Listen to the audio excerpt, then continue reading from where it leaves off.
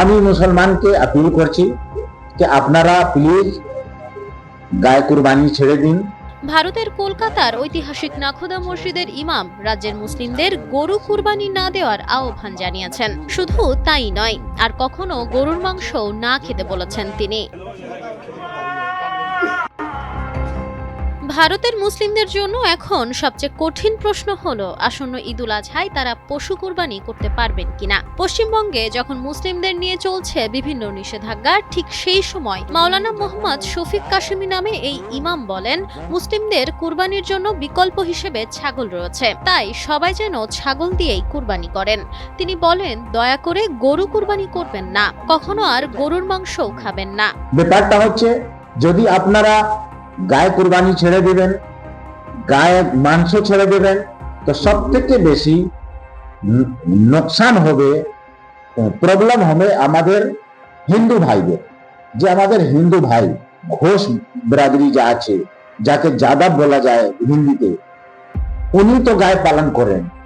আর যদি যখন গায়ে দুধ বন্ধ করে দেয়, সেই সময় যাদব ভাই, ঘোষ ভাই ওই গরুকে নিয়ে মুসলমানদের হাতে বিক্রি করে দেয়।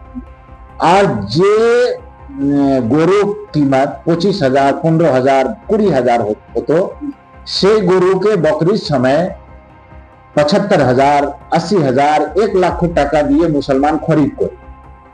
তো আমাদের ঘোষ ভাই, হিন্দু ভাই, একটু গরু বিক্রি করে 4টো গরু খরিদ করে। তো এ নিয়ে তো আমাদের হিন্দু ভাইদের তো উন্নতি হয়।